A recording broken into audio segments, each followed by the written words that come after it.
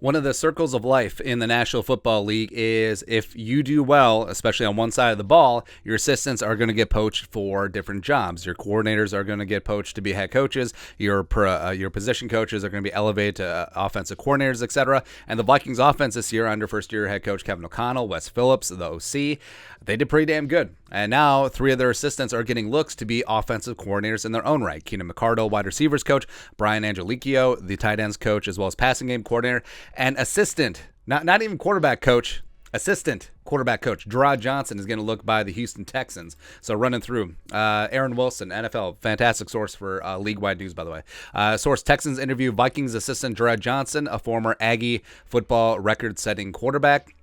And it would make sense. I mean, D'Amico Ryans is assembling a staff and trying to get some local legends. That would make some sense. And Gerard Johnson, I mean, frankly, did a pretty good job with Kirk Cousins and O'Shea and Wes Phillips and Kevin O'Connell this year. Even though Gerard Johnson was probably brought in to work with Kellen Mond, Texas A&M alums, but it is what it is.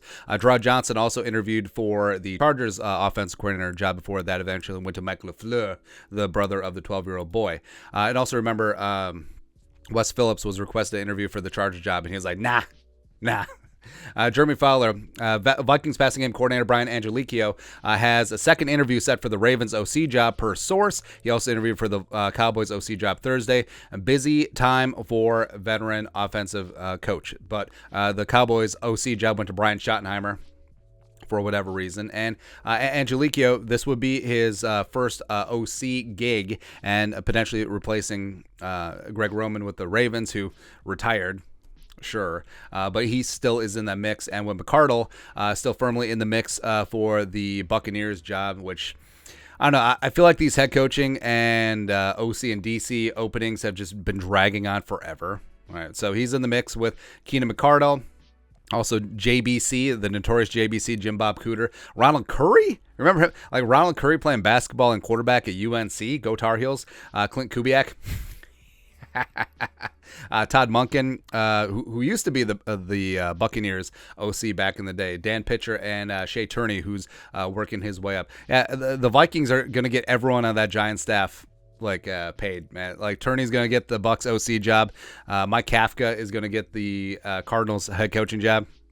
Dayball's going to win Coach of the Year. So stupid, man. But, of course, all 3 are from the Vikings offensive side of the ball. It's kind of weird that no one wants to interview the Vikings defensive assistants for DC jobs.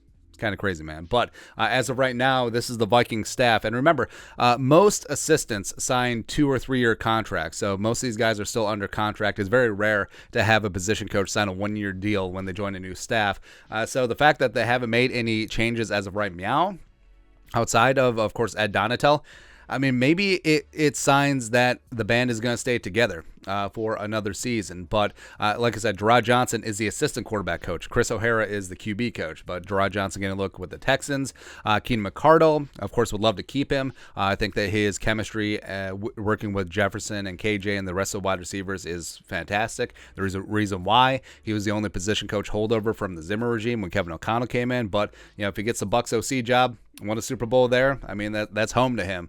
So I would respect that. And Angelicio, I think he did a very good job this year as a passing game coordinator. It's very hard to cut up what the roles are. Kevin O'Connell, offensive head coach, as well as play caller. Wes Phillips, the offensive coordinator. Brian Angelicio, the passing game coordinator. Like, how much credit do you give each guy for Kirk and Jefferson, blah, blah, blah? Or is it the tide raises all boats? But Angelicio definitely deserves a lot of credit for getting guys like Johnny Munt, having him have a nice season. Irv Smith had some flashes, as well as, of course, getting TJ Hockenson up to speed immediately. And then after week 9, being the second best tight end in the National Football League behind Travis Kelce, no big deal. All right, so maybe that's why the Ravens are taking a long, hard look at him, especially with Mark Andrews and Isaiah Likely in the building in Baltimore. But that's it. The 3 Vikings position coaches are getting a look for offensive coordinator openings. Let us know your thoughts and our thoughts in the comment section below. Subscribe for daily Vikings takes. We'll support the work. Put a little something in the Venmo. But till next time, Skol, production value.